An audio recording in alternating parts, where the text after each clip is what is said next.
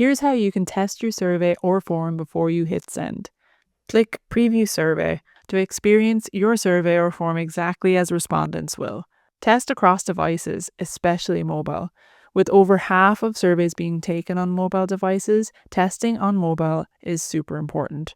At the bottom of the preview screen, you can see an estimate of the completion rate, along with tips to improve your survey or form.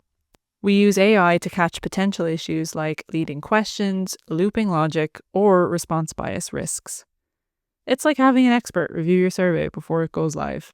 Also, in the preview screen, you can click Share for Review to invite colleagues to review and add comments. You can also check who currently has access to your survey and update their permissions. Now that you're ready to launch your survey or form, click Collect Responses. You've got plenty of options, including web links, email invitations, embedding on your website, QR codes, and more. Check out the video on each of these collector methods for more information.